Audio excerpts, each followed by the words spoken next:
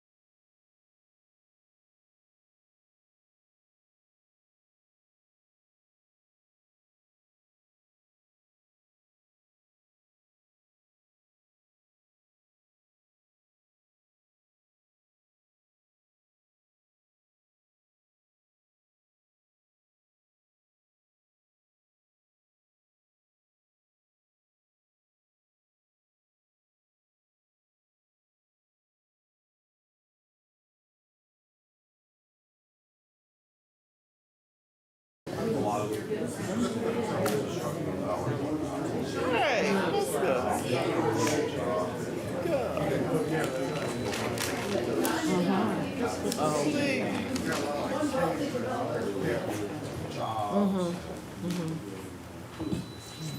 And so you see us having opportunities to do something like that. Well, some kind of niche in a certain industry, something that's already working for us.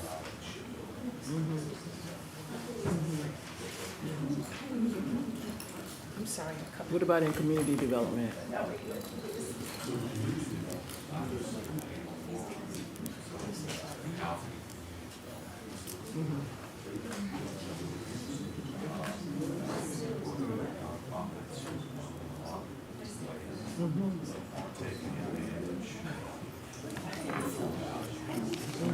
Okay.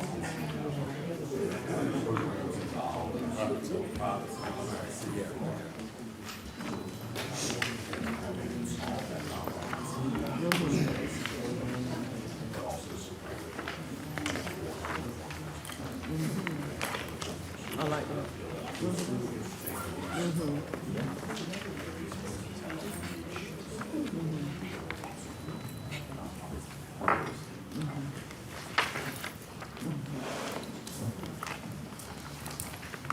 Good afternoon. Good afternoon. All right, we will go ahead and get into our workshop session. Today is September 11th, 2025. I want for us just, and we'll do it later on as well, is take a moment of silence to remember this day 24 years ago.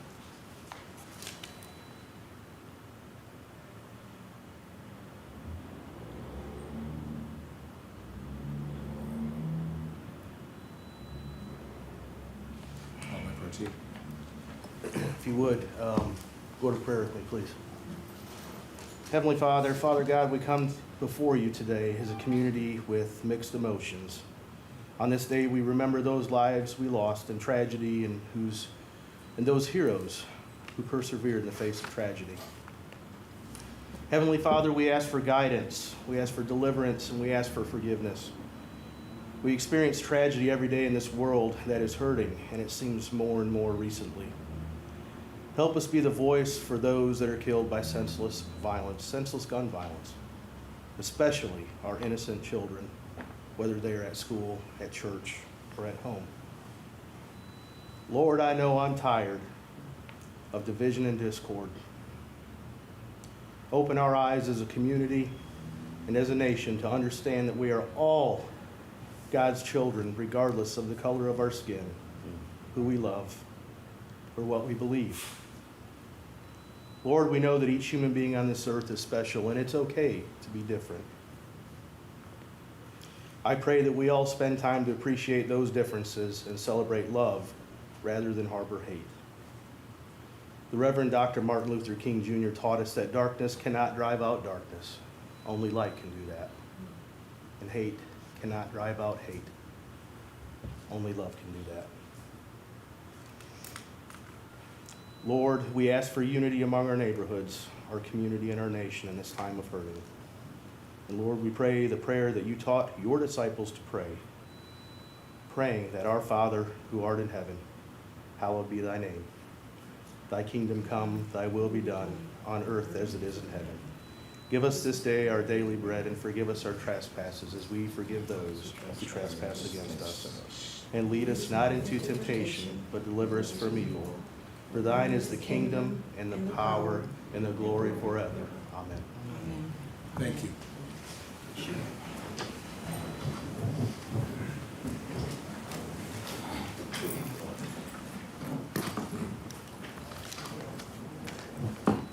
They got me in a little chair right now, so. I was in a tall chair, so Yeah, I'm sitting trying to figure this out. I'm sure budget wasn't what it used to be, man. I could tell, but thank you all for being here with us. Today, exciting day. We're going to move forward by looking back over our 100 days of summer. We have an executive session, brief executive session today, and hopefully a relatively short meeting. I'm in two places at one time, so Mayor Pro Tem is going to assist me today. So Mr. Manager, if you would, please.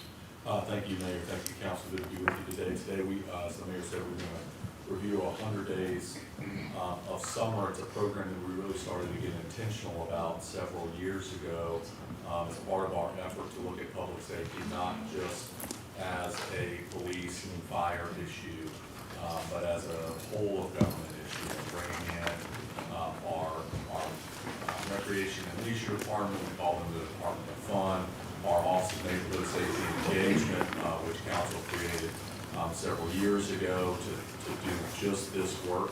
So we want to talk about, one, our public safety numbers and what 100 days of summer meant from a law enforcement perspective, what were some of the strategies, what are the outcomes, what are the trends that we're seeing here, but also to recap some of the events and programming that this city, under your leadership, did this summer over its 100 days, and I think you'll be very, very proud of it. I think it was a banner year for us. We did more this year than we did last year. Last year we did more than the year before, so I think you're going to see some progress moving in all areas of our 100 days of summer initiatives. There's some things that we still need to work on, things that we need to improve, and things that we need to do more of, and so hearing your feedback and discussion about this today would be really, really important for us. I do want to acknowledge you're not going to hear today from Fire Chief Kitchen, just in the interest of time, but the fire department held several summer programs and camps this summer. That was a part of our 100 days of summer. Camp Ignite and Camp Reignite, which is such a popular program, as well as what is it, Camp Burn, Chief, that was started for our young men. So just know that, and we'll follow up with some of that information. We're going to hear from Chief of Police Lady B. Gunther first and his team. Then we'll move to our one's office with Senior Director Jimmy Johnson and then Senior Director Nick Roberts for our department fun, and as Chief Gunther's coming up, and we're going to share these numbers, I know he'll talk about it too. We want to acknowledge that while we were able to, through the hard work of our police department and others, drive down our violent crime and one crime numbers during the summer pretty significantly, we recognize that July 3rd and the shooting in the Oklahoma Mall, some of our victims this summer who were far too young to be victims, that all impact our collective, not only our physical safety, but our collective sense of safety and security. And so while we want to show you some of the progress we've made, we're going to acknowledge that those events happened, and know that we're going to continue to work harder and smarter as we think about public safety going forward in the city. So with that, I'll turn it over to Chief Gunther, Assistant Chief Gannon. Thank you.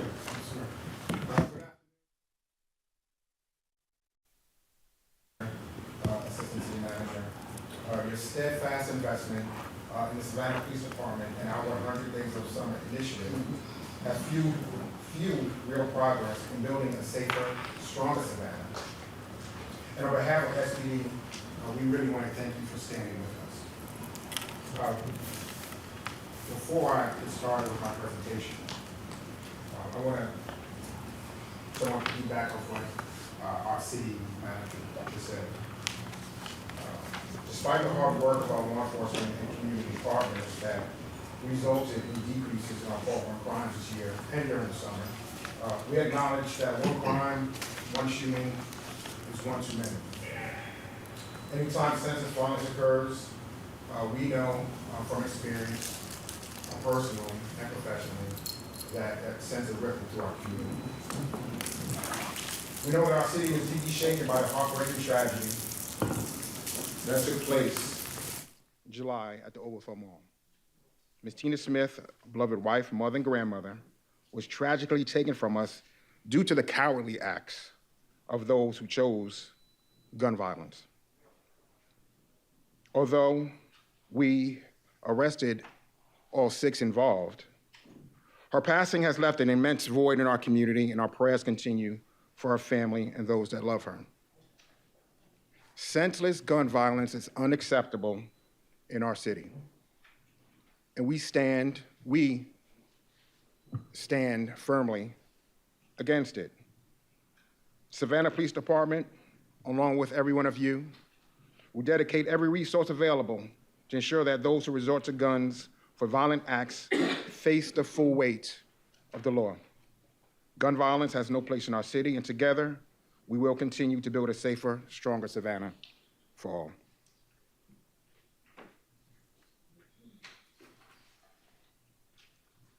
There we go. So let me dive right into the numbers. I want to give an overall snapshot of where we're at right now for the year. This year, our violent Part 1 crimes are holding steady compared to 2024.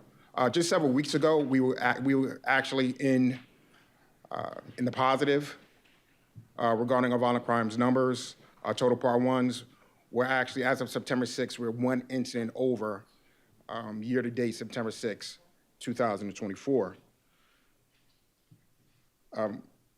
We have achieved a 19% reduction compared to 2023, though. Our street robberies are up by 21 incidents, and our residential robberies are up by 7 compared to last year. We've also seen increases in our domestic aggravated assaults, both with and without guns, though our non-domestic gun assaults are down. Overall, our Part 1 property crimes are down 8% from 2024 and 14% from 2023.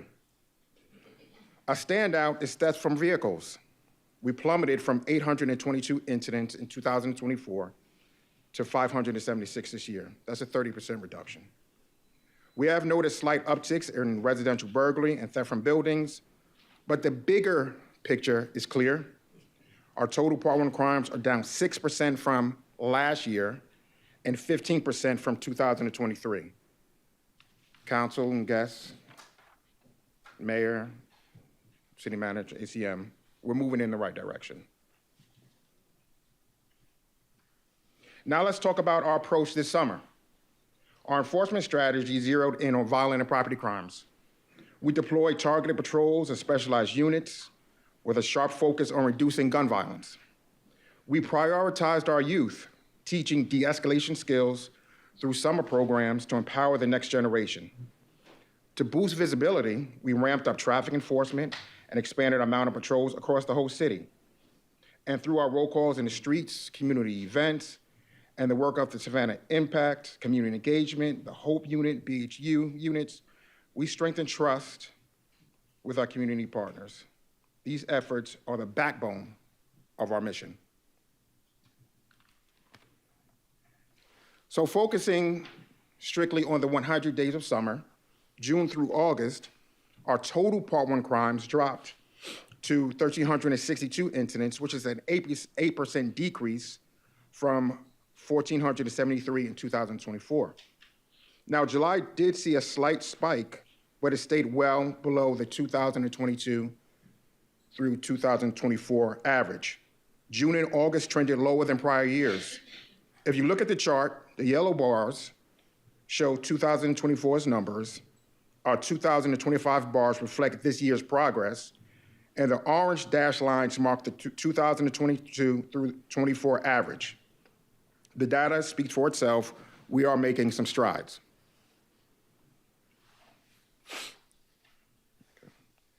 Now, breaking it down to the violent crimes, we saw decreases in homicides, rapes, commercial robbery, and aggravated assault with guns. Street robbery held steady, but residential robbery and aggravated assault with guns increased slightly. Without guns, increased slightly. These trends guide our focus moving forward.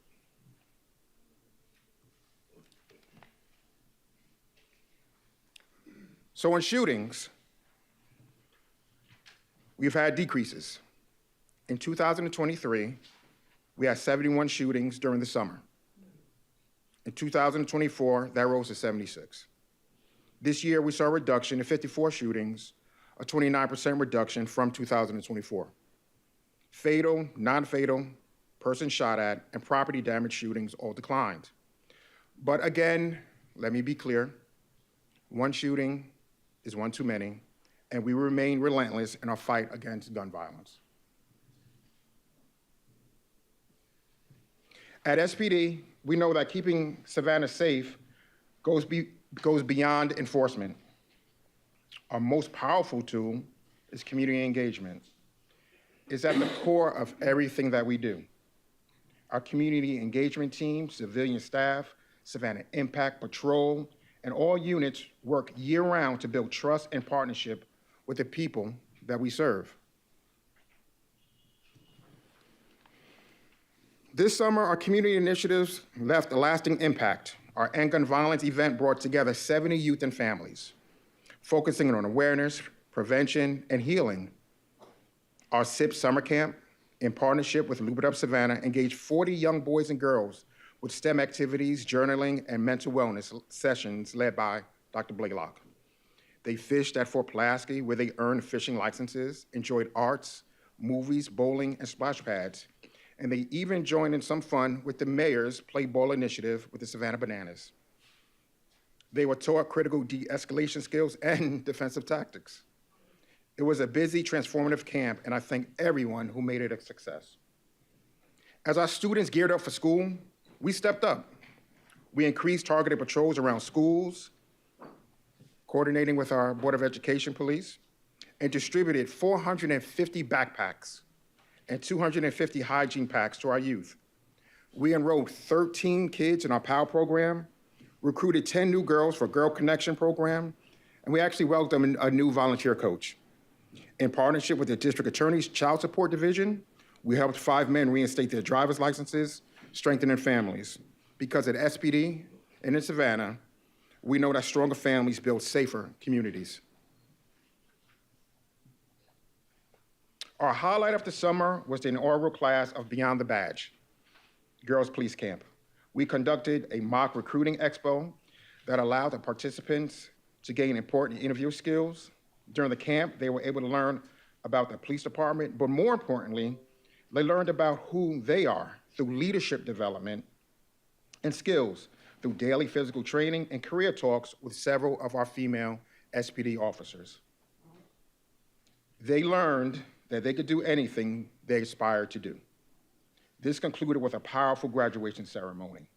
We are proud of our 10 young women who completed the program, and we're excited to expand this program to include our male youth along with more women next year.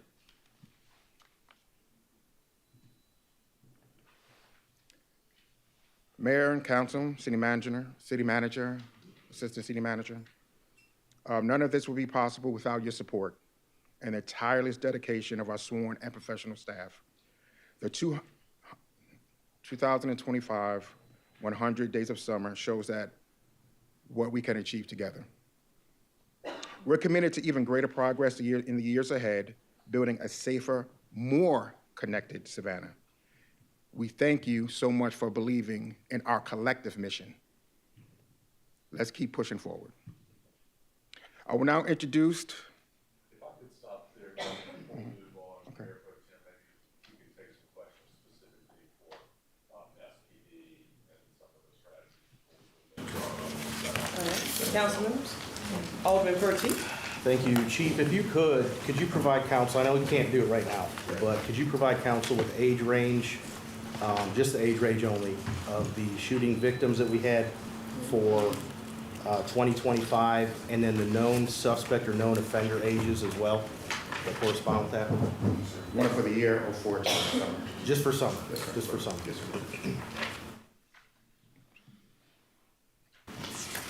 I appreciate y'all. Y'all do a thankless job, and oftentimes you're on the news, and some good, some bad, but we appreciate it, and you have my support and community support, so thank you. Thank you, sir. Anyone else? Alderwoman Wilder Bryant?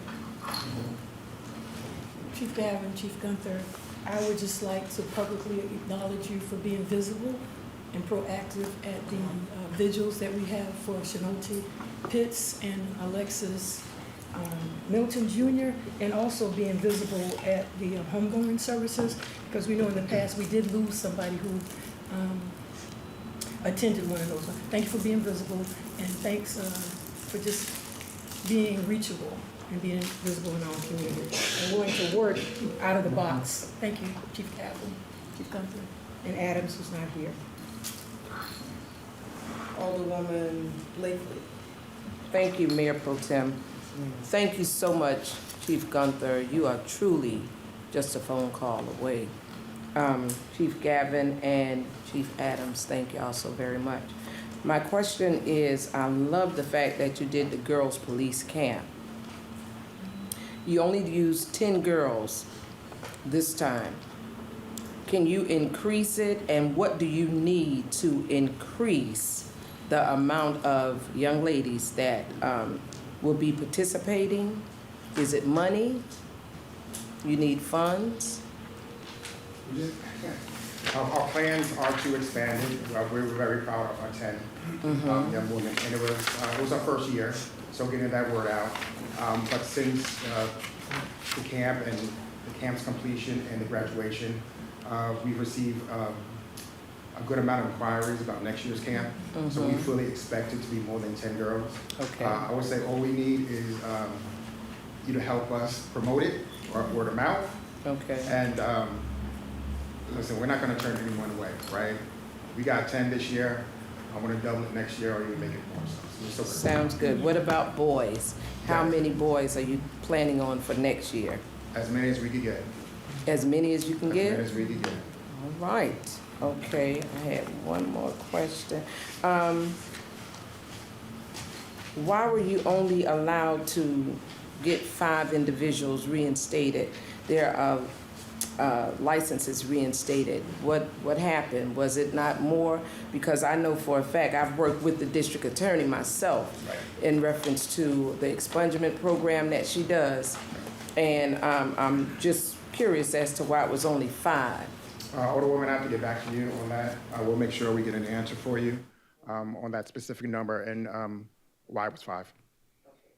So much. And it also says 1 coach was recruited for the back-to-school bash. Do you need people to just volunteer? This is the coach was recruited for our PAL. So we added to our coaching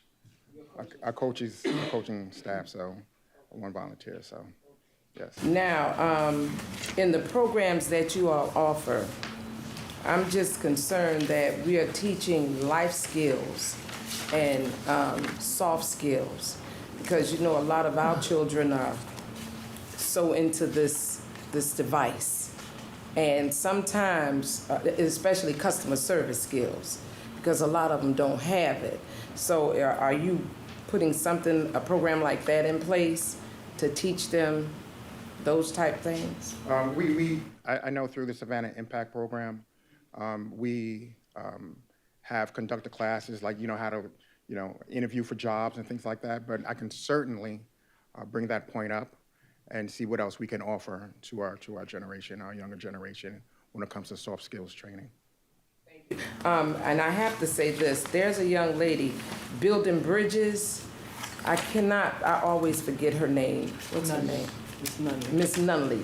Yes, she has a phenomenal program where she's actually taken young men off the streets of 39th and Waters Avenue in that area, and she's gotten them jobs with Home Depot and Lowe's. So maybe y'all would like to reach out to her and find out how she did it, so that a lot of these young men that's engaged and involved in gun violence, instead of giving them incarceration, we give them some participation by getting them jobs and resources. Absolutely. So that they don't do these type things. I ran into a group of young men. The youngest one was 13 years old, and they had a gang. I'm not gonna mention the name of the gang, but by the time I got finished talking to them, that gang mentality, it wasn't gone, but it was thought about. So if we do different things and think outside the box, a lot of them, they're looking for funds. They're looking for money, for resources. So we have to figure out a way to get them employed and to give them the resources that they need. Thank y'all so very, very much. Thank you. Alderman Leggett. Thank you, Mayor Pro Tem. Chief, you know how I feel about your different programs, and I appreciate you guys. It's definitely making your roll calls in the street a possibility. And we also thank you for the Beyond the Badge for the girls camp, because some of the young ladies don't have female influences. And I appreciate you using your young officers to be a part of that program, to mentor even after the program with these young ladies. So even in the area in which the Savannah Impact and the one's office is a highlight to have the officers working in the community to do such initiatives that's working with our young people instead of beating them down or belittling them. So we do have young ladies that are working within the department. So I appreciate you guys with that, and I also appreciate the different initiatives that you are working with the ONES program to help young people. But as a football coach, we're dealing with a lot, and Alderman Pertee knows what we're talking about when we're dealing with the kids in the school system. Are you currently working with our public school police department to try to move our kids along in the process? Absolutely. We have a great relationship with our Board of Education Police Department. The intel is flowing pretty flawlessly. And anytime we have an opportunity to get ahead of an issue, we do it.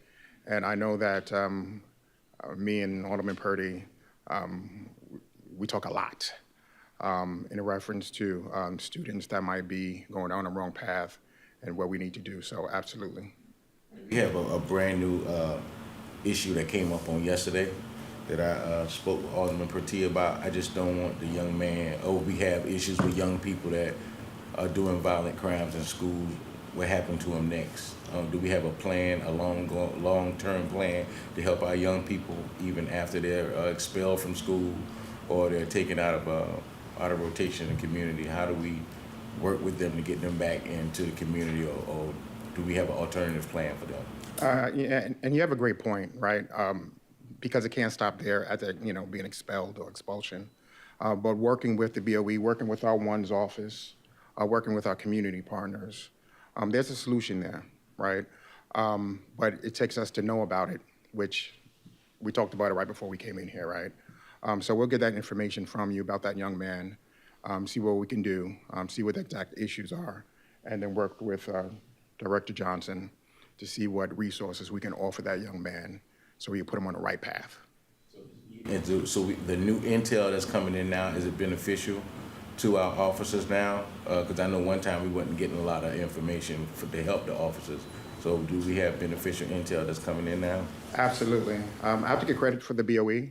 They've hired, probably stealing your thunder a little bit, they hired a new analyst that's attached to my intelligence unit in reference to disseminating and receiving information. So that process is in place. So again, the information and the intelligence that we're getting, and it's reciprocal, is paying dividends. I appreciate y'all. Really Appreciate you. Yes, sir. Alderwoman Lanier. Thank you, Mayor Pro Tem. Thank you for your presentation. Alderman Purdy, what was your question?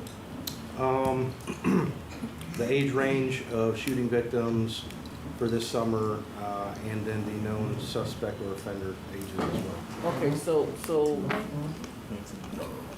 these violent crimes, do these focus on different age ranges? Do you find that that population,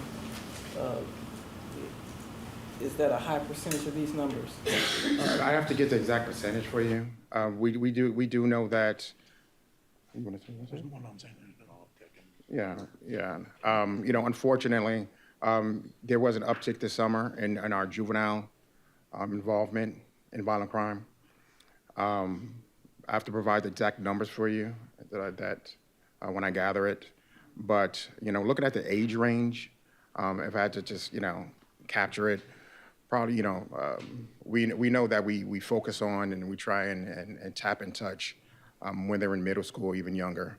But then actual involvement in violent crime, probably 15, 16 and up, which we're seeing. Overall, you probably figured you saw an increase in the youth. Yes. Okay, so that's good enough. Because I'm thinking, unfortunately, we have to tie the 100 days of summers to police work, but we do, that's where we are. And in doing that, and in looking at these numbers on your violent crime, on that slide,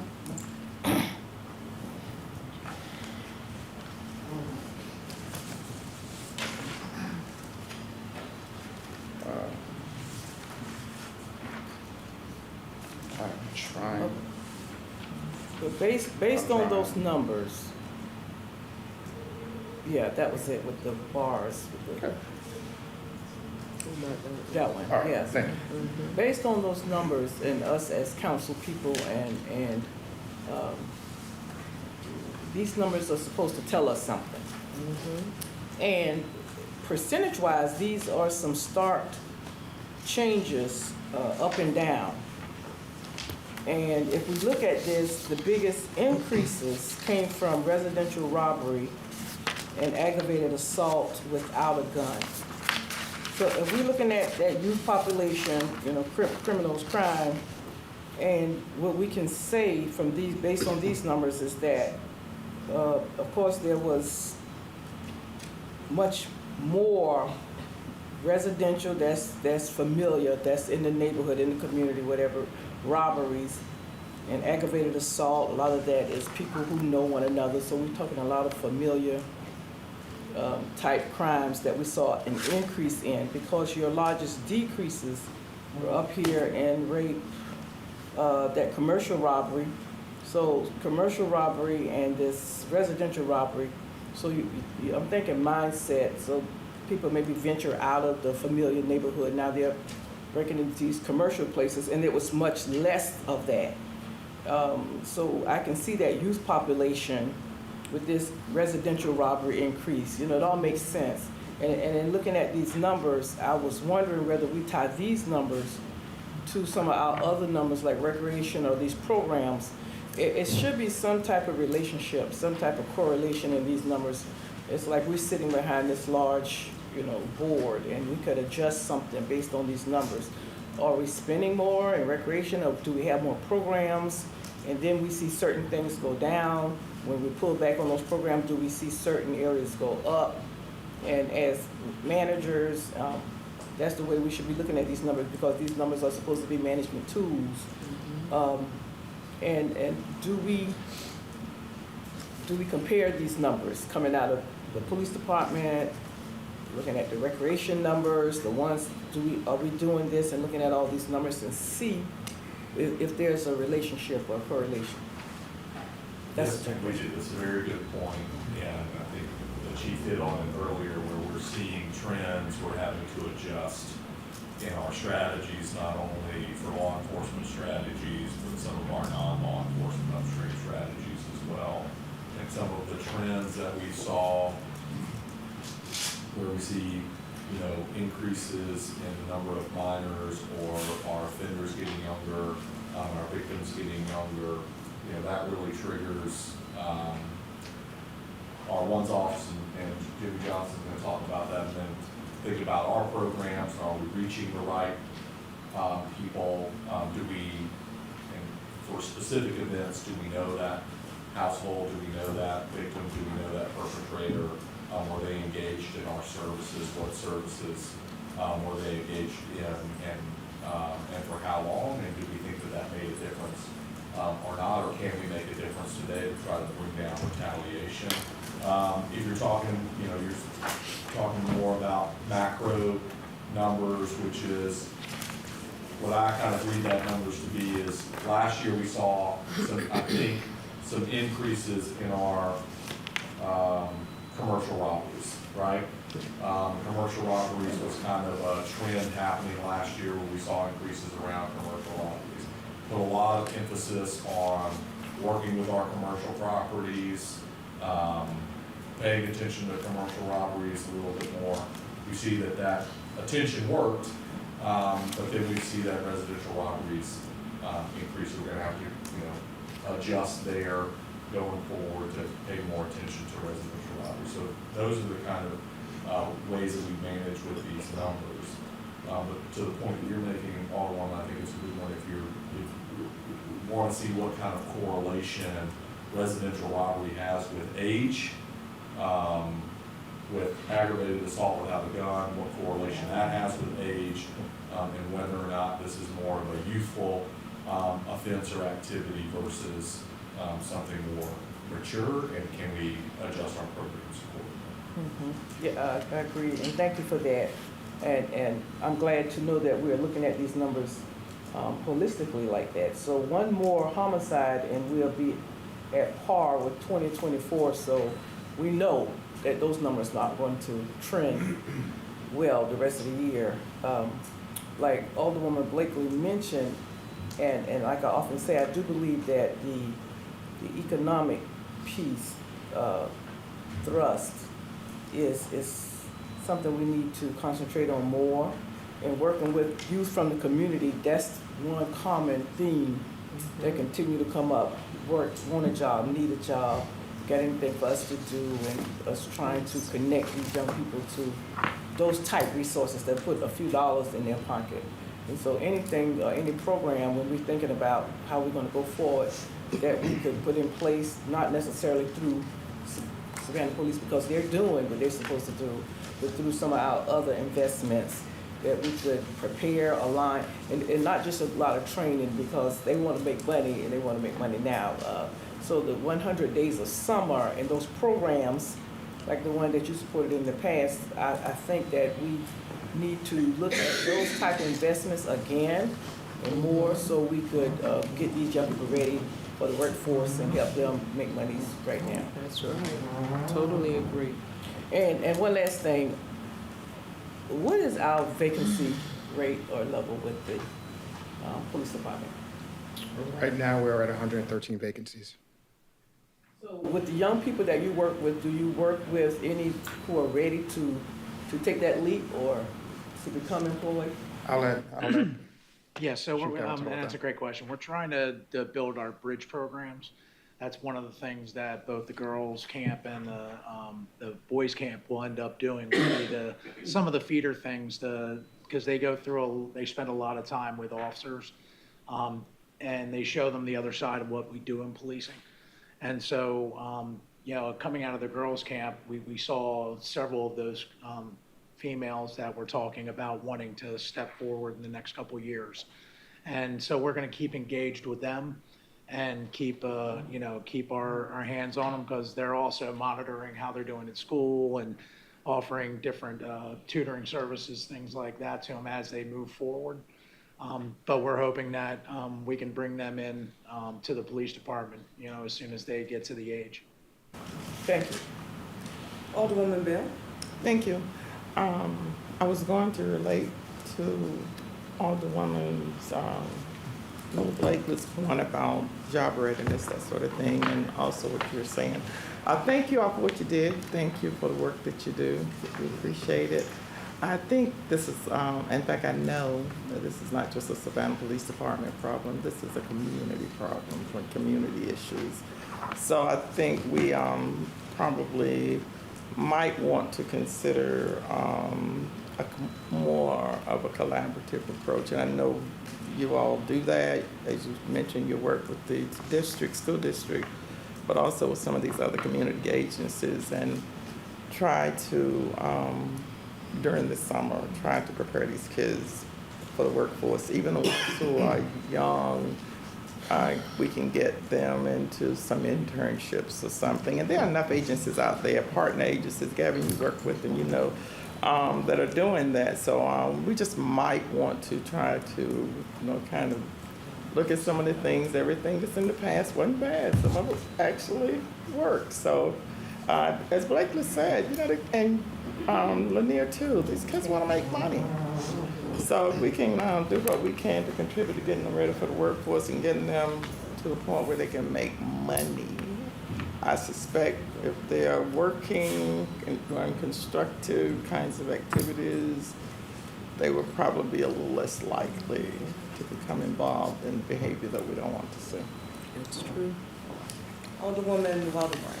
I just wanted to reiterate the badge ceremony. It was amazing. I enjoyed it. Parents were engaged. The police officers, I believe they built lasting relationships, and that's what we want to do. The other thing is there is an amazing therapeutic ranch in the 3rd District. Her name is Peggy Noon, and she wants to offer, I've sent you her number. Yes. She does the rehabilitation. I'm sure you're aware of her. She'd love to work with your girls and anybody, maybe a night there, riding horses. Community partnerships, they do work, and they defray the cost of the things that you have. And I also want to remind council that we have partnered and gave money to Coastal, who does the labor ready stuff. And in each of our community centers, there are back to work training routes. The park has one, WW Law. So we're engaged about workforce ready. That is part of our mission in the community. Please contact Ms. Noon. She's ready for you. I sent you the number. Today. So thank you for what you do, Gavin. Appreciate you. Chief, Assistant Chief, everybody, City Manager, thank you all so much for great engagement through these 100 days of summer.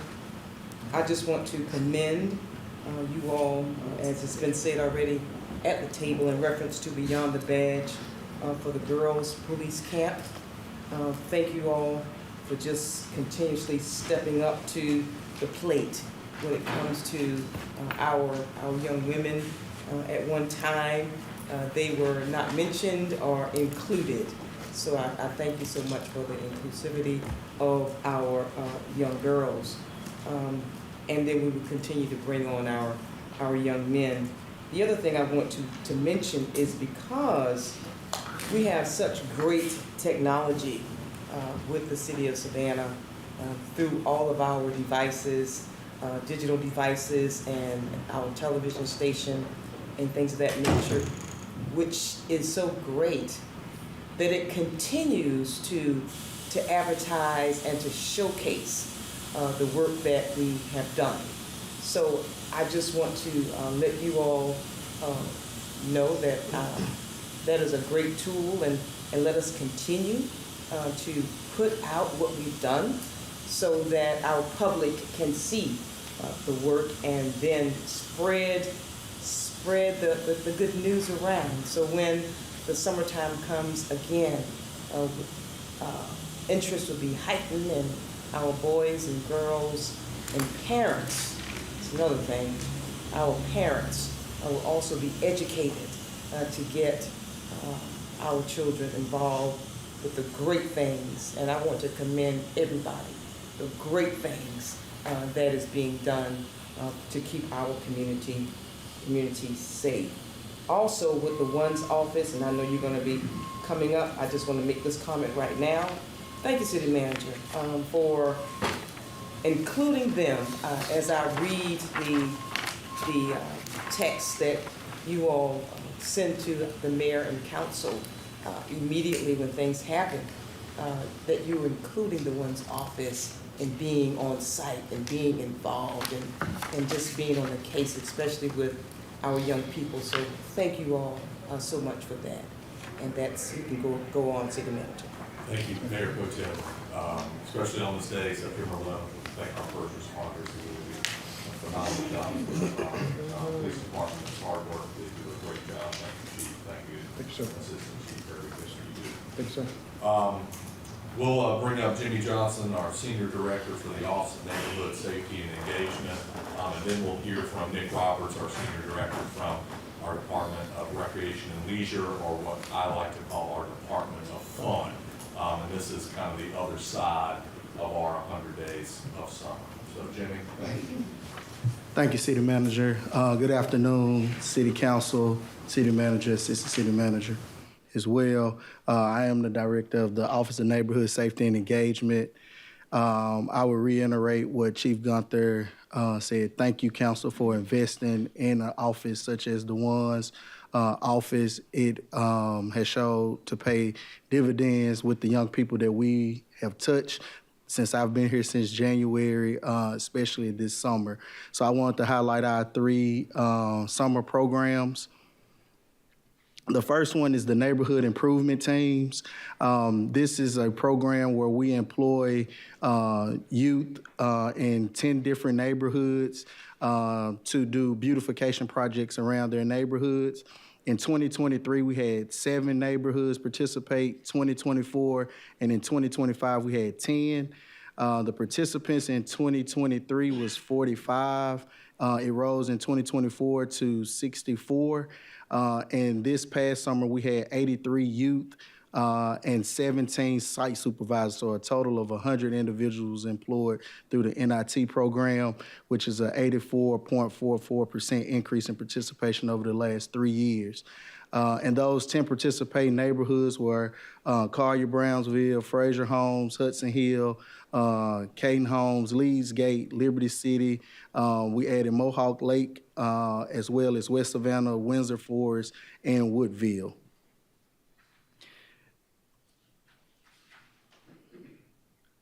Our next program that we run in the summer is for our justice-impacted young men from the ages of 17 to 20. It's our Path Forward program. It's a workforce development program and enrichment program for our young men that has been justice impacted or involved in the justice system.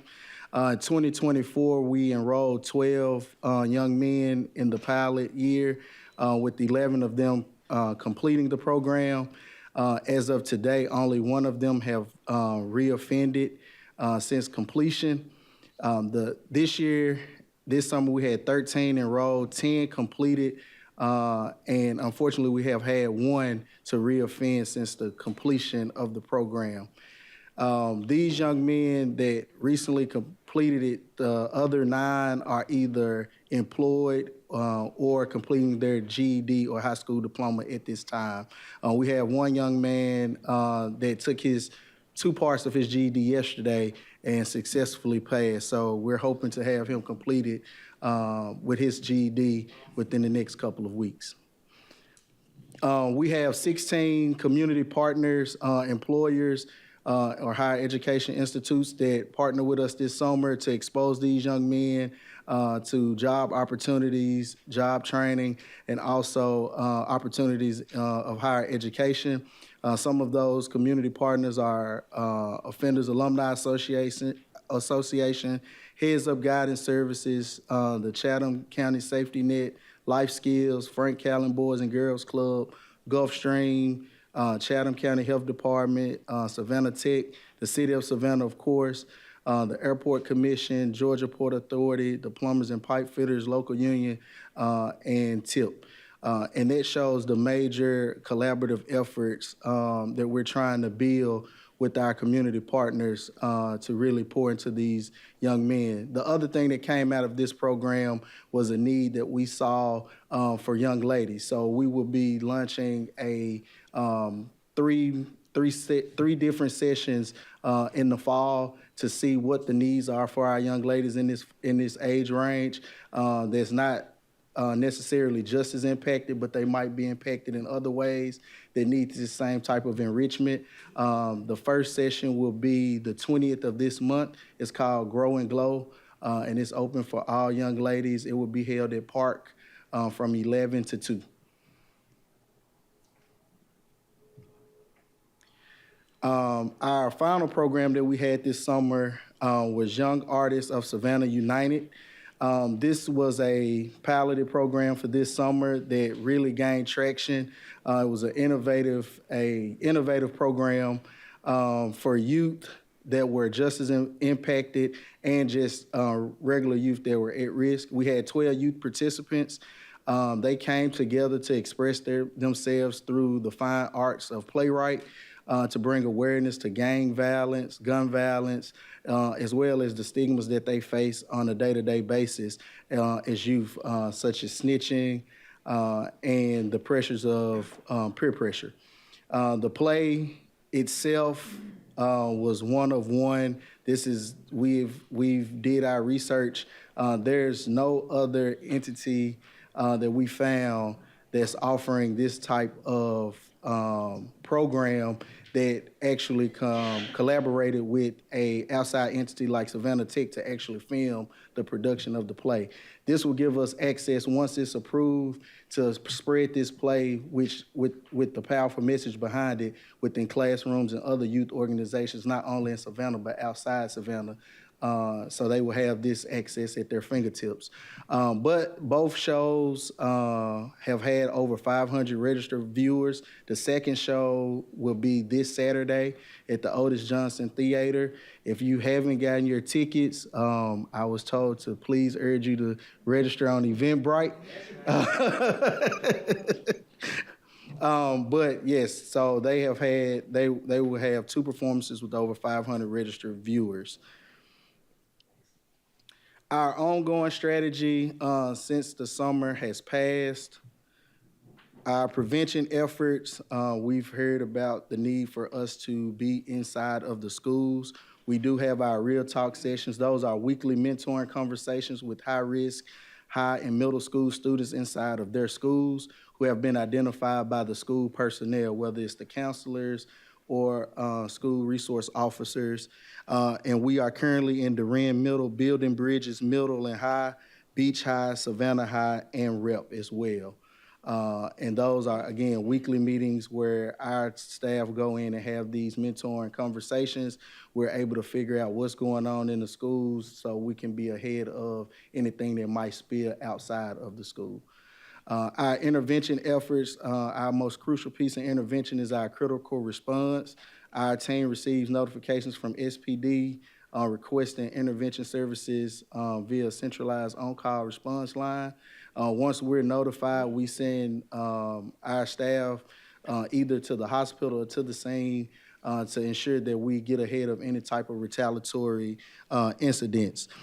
Year to date, we have responded to 23 of those incidents and touched 26 youth. Out of those 26 youth, 15 of them accepted some type of services, and we were able to deliver 21 different types of services, and they could be trauma-informed, mentorship, family counseling, job training, those type of things. And out of those numbers, none of those individuals have reoffended that we've got to the bedside and was able to have that conversation with.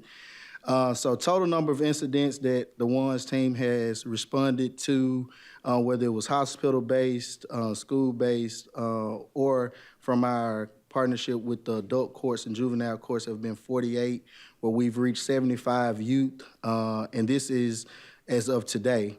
And out of those 75 individuals, 102 services have been rendered to those individuals, and we have only had 2 of those individuals out of those 75 that have reoffended. So I have challenged our office to continuously come up with innovative programming for our youth, and I told them our programs will be focused on keeping the guns out of their hands, because that's what it boils down to, giving them something other than violence to turn to. So Yazoo is a prime example of that, and they even took it a step further to try to get it filmed, to get it pushed out into the schools as well. Our Glow and Grow, that's going to be an innovative program for our young ladies that's facing some of the same obstacles as our young men, to give them an outlet and give them the same level playing field as our young men has that's falling in to the wrong path as well. So. Thank you so much. Alderman Bell? Oh, go on. If we could, I know there's a lot of strong staff, we could do the rec and leisure too, and then Sure. take Q&A for both, is that okay? Okay. Jenny, great work, thank you. Nick Roberts, our Senior Director of the Department of Fun. Yeah. Thank you, Mayor Pro Tem, Council, Mr. City Manager, for the opportunity to provide an update on the 100 Days of Summer. We'll start with our summer camp programs. Summer camp was offered at 10 community centers citywide and hosted 3,296 participants. Not only did the program operate at a 93% program capacity, but families reported 90% satisfaction score, and 100% of survey respondents rated our facilities as clean, safe, and accessible. This is a reflection of our team's commitment to quality service and stewardship, as well as the investment that we've made in our facilities the last few years. This program continues to be one of the best values in the city. Camp is just $50 per week, and over 98% of participants qualify for a reduced rate of $25 per week. That fee includes daily breakfast and lunch, 2 field trips per week, swimming lessons, and a wide range of enrichment activities as well. The department also hosted several community activities this year, including the parking lot parties at Tompkins and Windsor Forest community centers, which brings families together in their neighborhood. Our Above the Violence 3-on-3 basketball tournament at Blackshare Complex provided a positive, competitive outlet for young adults. Our teen summer nights offered extended recreation until midnight at Tompkins and Grant Center for 10 weeks. This year, we also included activities specifically for girls. And we also provided family-friendly movie nights to bookend the summer season. I want a special thank you, shout out to our communications teams. They've really helped us push the marketing for a lot of these programs, and our community partners, E93 and Horn Law Firm, for helping us promote and support our events as well. This year, we also provided a number of exciting youth sports activities and signature programs. This summer, we launched Savannah's first ever youth girls flag football league with 6 teams. Staff hosted several free clinics and camps leading up to the season and saw over 60 girls compete this season. We look forward to recognizing the championship team at the upcoming council meeting on October 9th as well. Our chair program also moved over to the Civic Center this year for better accessibility and also grew to over 200 participants. The program is staffed by 24 collegiate and high school cheerleaders offering both engagement and seasonal employment opportunities. Local youth also enjoyed 2 signature events this summer. The Mayor's Play Ball Initiative, in partnership with Major League Baseball and the U.S. Conference of Mayors, hosted at Grayson Stadium with the Savannah Bananas. And then the Pups Day Out football camp with NFL champion Nolan Smith, which was held at Morris Field, which is an unforgettable experience for young athletes. And then finally, it would not be summer without our pools and aquatics team. Our Learn to Swim program served 289 participants this summer, with 34 out of 39 classes at full capacity, highlighting the demand for water safety in our community. City Pools also welcomed over 14,000 visitors this summer, with Daffin Pool remaining open through September 25th. And then workforce development remains a priority, especially in this area. 41 new and returning lifeguards were certified through 17 weeks of training conducted by our aquatic staff. 25 high school students were hired as lifeguards, many receiving their first paycheck with the city of Savannah. And our capital projects teams also completed and opened 3 new splash pads this summer at Live Oak, Tatumville, and Crossroads Villa Park. The program not only provides fun and enrichment, but also strengthens the neighborhood, nurtures young leadership, and builds community pride. I would like to thank the council and the leadership for their continued support, which ensures that Savannah families have access to meaningful, safe, and affordable recreation programs. I'd also like to take the opportunity to thank some of my staff who are in the room. They're generally at the community centers, but we forced them out today. And I want to recognize our Assistant Director, Peter Meyerhofer. I have Iris King, our Programming Manager, Ashley Sapp, and Jerry Pollard-Dillard, our Regional Supervisor. We also have Ricky Allison, and then Brady Robertson, who oversees our athletics, aquatics, maintenance, and our special projects as well, capital improvement projects as well. And with that, I will take your questions. Fantastic. I would like to first tell you all, in reference to the One's Office, thank you all so much for what you're doing in reference to having our young people involved. When you're talking about youth employment, I wrote down here that with the participation, the youth participation during the summer, you all had the 83 participants of young people and the 17 site supervisors. And another thing that's just a resounding voice around the table, that all of those people were paid. So that was an excellent thing that was done. And the other thing that I made note of because I've seen some of the youth this summer, I'm kind of moved around with some of the teams, that the skill set that is being learned in reference to what they're doing and the work they're doing in the community is really building their physical, their mental capacities, and also building their resumes.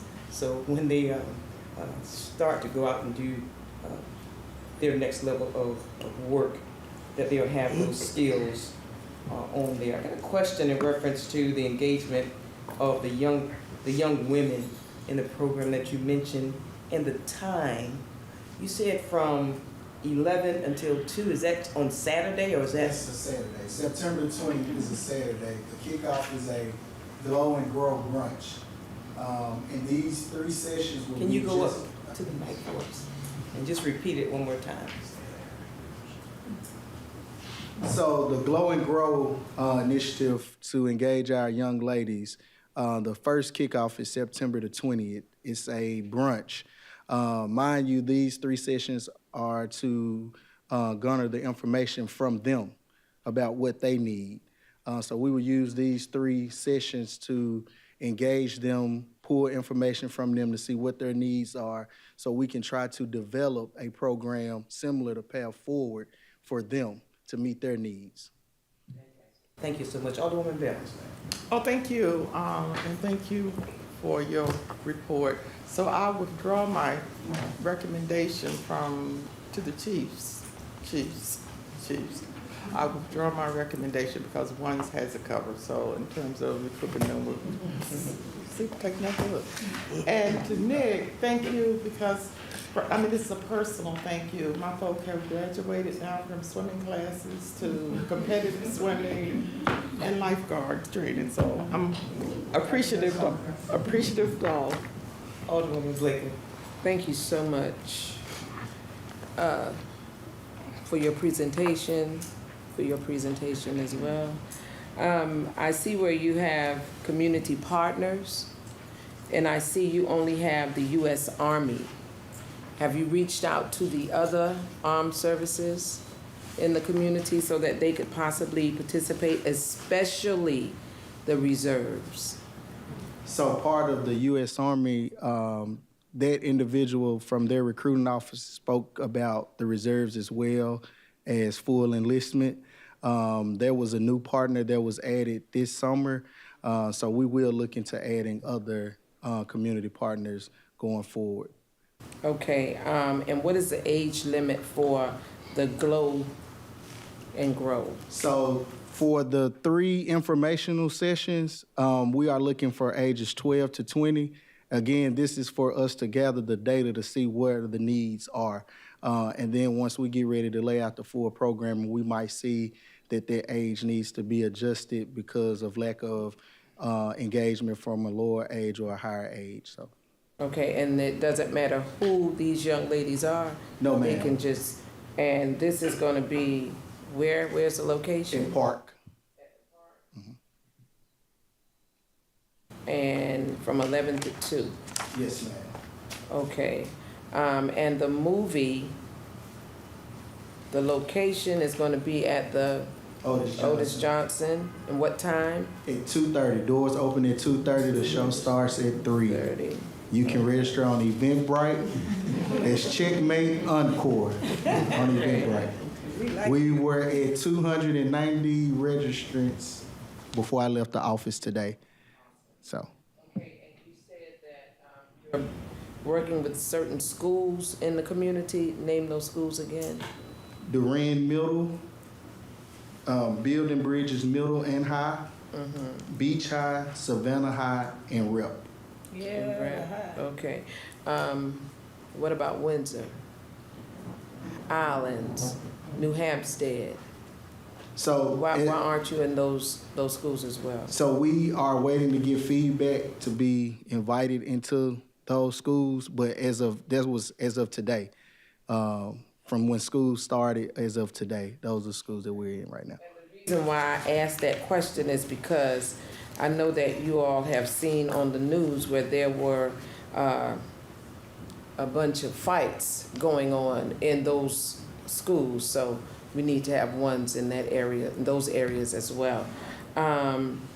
Now, flag football, Mr. Nick. Thank you so much. Thank you. The flag football program, are you connected with, I can't think of the young man's name now, but he is a big flag football person in the city. Coach Taylor? Yes. Are you connected with He them? sits on our commission. He is aware of the program. We are trying to get him to collaborate with us, yes. Okay. He handles more of the competitive side. This program is more so the recreational program. So we also have to we've been handling the registration through the city for the first time. So we do individual registrations to allow anyone who can sign up to get on a team. So we've been trying to do that, and we'll definitely look to collaborate with him. And there's another person as well that we're working with for next season. Okay, sounds good. How many Little League football and basketball teams do the city of Savannah have? I think this year we have over 800 registered currently for our youth football team, football season. Our athletic coordinators back there, yes. And basketball, I don't know the number off the top of my head, but I can get that information for you. Registered, how many teams do we have? You know, I'd like to get that. Yes. I think it's about 32 teams. 32 teams. Can I get the names of those teams and the information so that we could put it out there so people in those areas will know that those teams do exist in case those individuals want to participate. Also, rental spaces. Have we gotten better with the rental spaces for our teams, for coaches to actually practice and what have you? Yes, we're trying to secure additional gyms with the BOE, but part of the issue is we have so many teams that register to play in the actual league that we can't accommodate all of the teams because we do play games during the week and on the weekends as well. So it's just an issue of capacity, but we are looking at alternative spaces. We've talked about even looking at Salvation Army off of B Road. They have a gym. We've also looked at the National Armory off Eisenhower, trying to get some additional gym space there. So anywhere that there's available gym space, we try to partner to provide additional space for teams to practice and play. Okay. And if I could emphasize, when I got here 4 years ago, one of the things that council asked me to do and focus on was to grow our city of Savannah recreation leagues and teams. And of course, I haven't done that. The Department of Fund has, through the investments that we've made, focus on it. So that pressure that competitive coaches and leagues are having with our space is a result of our recreation teams growing, which I think is a really, really good thing. It presents us with a challenge that we need to solve so we can have space for everybody. But it's a result of a very, very positive trend with our recreation program. Well, I would Big like to shout out. see them have the opportunity to practice, because I'm told that space is limited. So are we considering doing a multi-purpose sports complex with the city of Savannah? Is that even being talked about? So on our SPLOST 8 list, we have several major improvements to some of our multi-field complexes. Paulson, Guyminick. I know the county is engaged in a multi-court, potentially though, I think they've downsized the number of courts. They're on the south side off of Abercorn next to the Lowe's. And, you know, on your agenda today is a IDA for a multi-court gymnasium to be built in Carter Village, behind our community center there with the county. Alderman Purchase. Thank you. Appreciate y'all. That's good information. Recreation, I have seen with a lot of the investment in our city parks over the summer, seen a lot of our youth out there, which is great. Some of the programming, which is wonderful. One's office, to kind of back a little bit, let me backtrack a little bit and say that they are in some of the schools that you didn't list, which is great. It's usually when we, just without crossing a line here, they, usually you'll see the One's office where there's an incident that happens involving youth, and then maybe something involving youth in the community and other youth. So we've seen them at different high schools throughout the city. So just more than what you've listed, which is great. It helps all of us kind of approach solving some of those issues we're seeing with our youth. I really appreciate that. I can tell that this is a collaborative effort between the three different groups, which is great. I think that's how we address the bringing our youth into a sense of belonging and, you know, keeping them out of trouble per se throughout the summer. So I'm looking forward to ways that we can engage and partner with different folks and just keep building the programs throughout next summer and even maybe throughout the year. So thank you all so much. Appreciate you. Alderwoman Wilder Bryant. First of all, for once, appreciate Marco and I forgot the young man's name. He's been in for a while. Isaac Felton, yeah. They're very visible in our community, and I appreciate that. The other thing is, you mentioned being innovative, right? So I know I have a nonprofit, right? And at the end of the year, they're always scrambling for community service. Have you thought about, kids need a hook and they need accountability. Have you thought about going into the school and saying that when they come to those classes, it's community service hours? And that would, you know, we need to get them engaged and teach them about accountability. So not only are we helping them, they're helping the community. And so that's free. That's a free. Mr. Roberts, thank you so much for allowing LB3 to continue 10 years of golf camp while Savannah Golf Club was in motion. We appreciate everything that you do in our community. And so we have to continue to find hooks that engage our youth. And I think that community service hours would be one of them. It would be valued, and then give them a certificate for doing that, please, right? Always want to do that. So thank you so much. And I forgot, Chief, her name is LaToya Daniels. I was racking my brain. She did an amazing job with that program. I sent her the same information. We got to continue to use all of the community partnerships that we have to say, when we say this is good government, we want better government. And each day we plug in these communities, these kids to know that we care about them. So we got to get some more hamburgers and hot dogs in these communities, Chief. So if you have the food, they'll come. And when you bring the children, the parents will come too. And it's evident by the badge ceremony. That was during the day, and mothers showed up. Thank you for what you did. Okay. Anybody else? Alderwoman Yes, Lear? ma'am. Thank you. The Glow and Grow, is that the name Yes, of the ma'am. program? That's great. I'm glad the girls are getting more involved. How do you market for those girls? Where do you find the girls? So we utilize, again, our community partners, the schools, the juvenile justice system, our faith-based community as well. So I heard you say that a lot of these youth, they are justice impacted. For which, the Glow and Grow? For any, yeah, which children are? Yes, so the one's office, we focus on our highest risk youth between the ages of 12 and 25. So a large majority of the youth that we're engaging are going to be those individuals who have been impacted by gun violence. So when your partners recommend these girls, these are girls that maybe have had some issues? Not all of them. So these three sessions, we're trying to grasp the data to see what is the need for the youth girls population in Savannah, to design a program for them in the summer.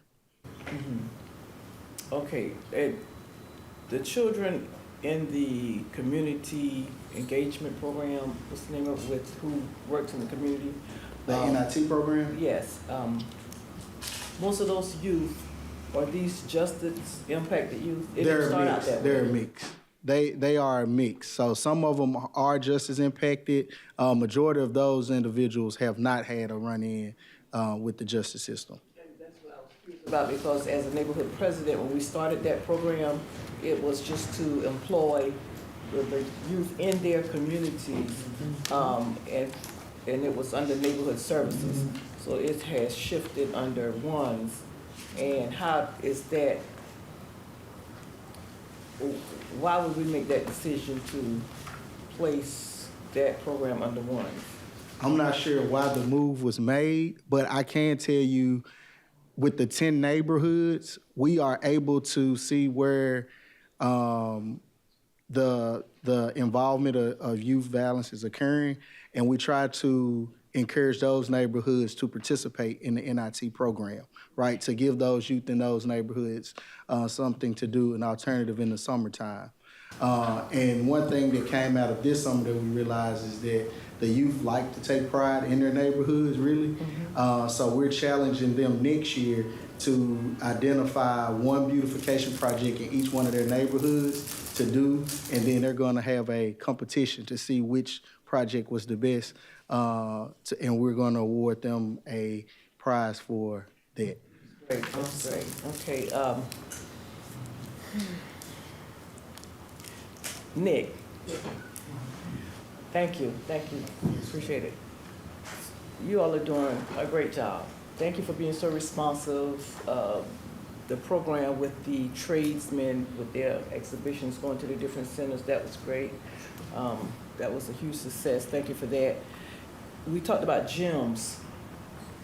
There's a gym in Caton Homes that we tried to get some support in reopening that gym because it has sat there empty, being used for storage for so long. So is that something, I think you could help us there from agency to agency and seeing what it would take to get that gymnasium open. And the YMCA on May Street, they're about to undergo some renovations or whatever, but I don't know if it's available now. I don't know the status of it, but that's another facility that hopefully we could work within that rotation to give some kids different options of having some places to practice trades. And that's it. Thank you.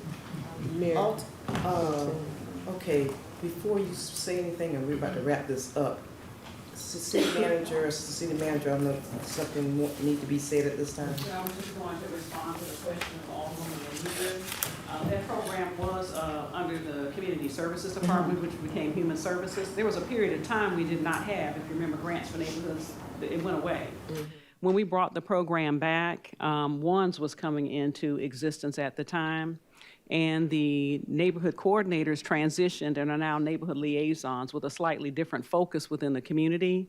It is the same program that you know. It's under the WANDS office, but it has not changed. So it is open to any of our neighborhood associations. I think in 1 year we expanded it beyond neighborhood associations and went with community organizations. So if we have anyone within the community that is willing to give of their time during the summer and supervise kids within the neighborhood. The goal was to make sure we had an employment opportunity for all of our young people. I think the spin that the WANDS office is able to bring to that program that makes it a little bit more unique than what we had before is that they added youth development activities. So it's not just working in the neighborhood, mowing the lawns and cleaning up for our senior citizens and doing beautification projects. They have a series that kids participate in that teaches them skills that even if they're not involved in violence, it helps them stay away from that, being able to identify bullying within the school, how to interact with the police in a positive way if something happens within their community, all the way to financial literacy and so forth. They also hear from people who have been,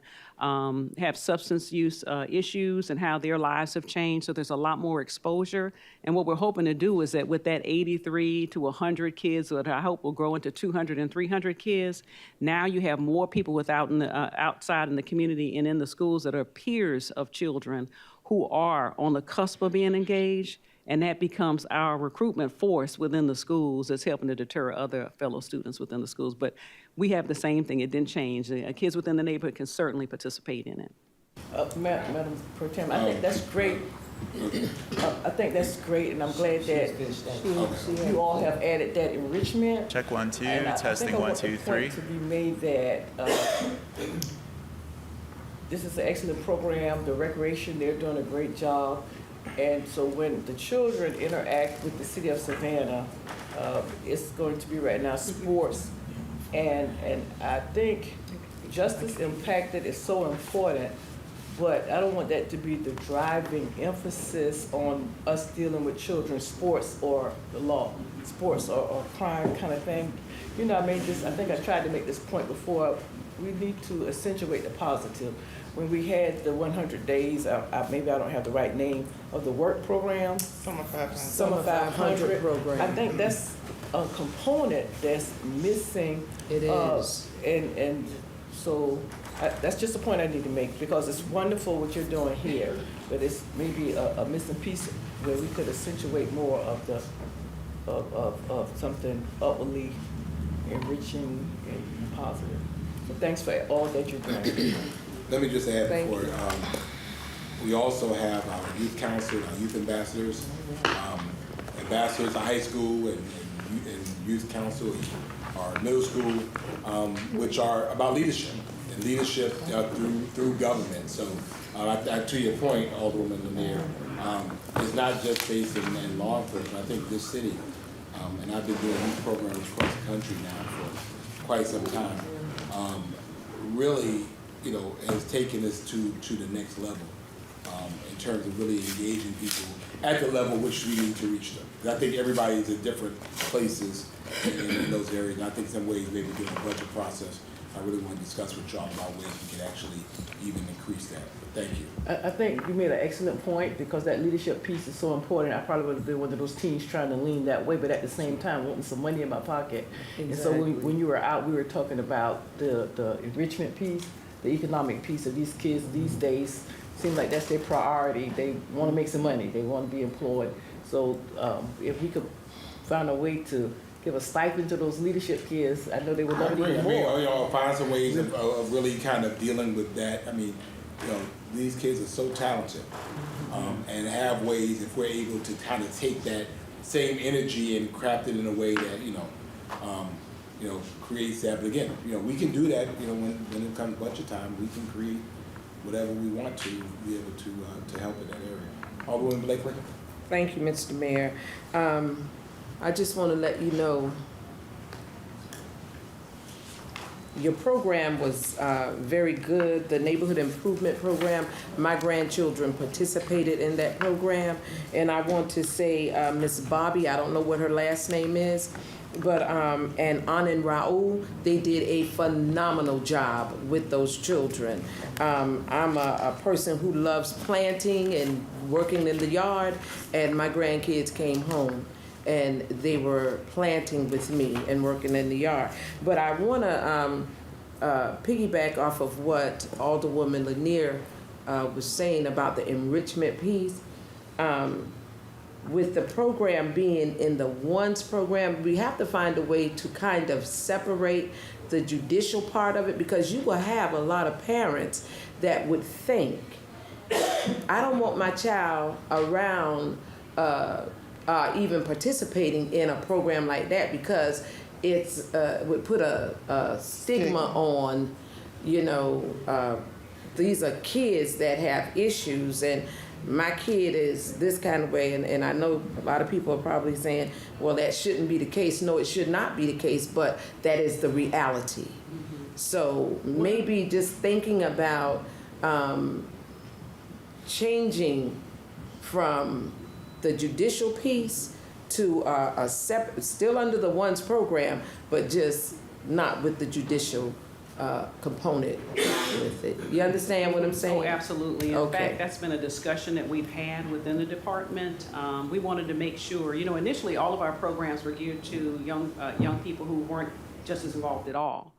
And so when the ONES office came along, a huge part of their focus is really tapping into kids who are victims of gun violence, or are standing on the border of being engaged in any type of violence, so that we can catch them. So there are very focused programs. But we've also been looking at how do we take children within that population and not simply have them only be with each other. You know, and so they have programs like the acting program with the play that we have. We have a mixture of kids. Predominantly, those are kids that have not been justice involved at all. What we're trying to do is take 1 to 2 folks that may be justice involved and get them around their peers that are not living or within that environment all the time, so they can begin to really assimilate and see that there are other alternatives to how they are engaging with peers within the community. We also have a balance. Everything is not with ONES. I love what you all were saying, that you're seeing the collaboration at a higher rate between these departments now. And it has been a growth pattern, I think, when 100 Days of Summer came along and we started having to talk with each other, including with the fire department, where we're trying to make sure we're exposing people across all the programs. So even with hiring, when you're saying, hey, we need to make sure that there's opportunities, you're right. Let me tell you, the dollar is very strong among our young people. And if you can pay them, you will hold their attention and they will engage. And a lot of our hiring is also in the rec department. The huge push to get the local kids that are lifeguards. So that's just recurring money and opportunities for if they want to go into it as a career, or if they're college students or what, that they could do this during their summer months. And also, I think you all have camp counselors as well, junior camp counselors that are already working. Same thing with youth ambassadors and so forth. We don't have all the answers, and it's still serving, I understand what you're saying, a small chunk of people. But what we look forward to your discussions in the future about funding. Wrap up, because I'm getting the look from our team. I saw the play. I was at the play. Taffy was hiding up top, but the play was phenomenal, and I heard it was so good. Y'all are showing it, doing it again. This Saturday. Huh? This Saturday. This Saturday. 2:30, the doors open. Eventbrite. Checkmate. It was pouring out rain, and it rained so bad that we had an electrical blip. But the kids did a wonderful job. And then in my other life, I was around and ended up bringing to the young people at a funeral home. And so on one end, it was deterrent about don't end up here. But I think what we found was in the time, particularly in the preparation spaces, young people actually interested in funeral service. Mm-hmm. And so again, you know, kids are inspired to what they're exposed to. And so again, the career exploration is really a good job. Thank you all so much. We'll get bigger and better and keep doing bolder things. Remember, with Savannah, we started all this. We're gonna go ahead, we're gonna go for a brief lunch, real quick executive session, we'll start at 2. Thank you all, Team Savannah. Thank you all. Thank y'all, Sir, good job. Mr. Mayor, need a motion to go into Like, make a executive. Motion to go to executive. Oh, thank you. So moved, sir. Second motion. Second. Second. Probably will take to go to executive.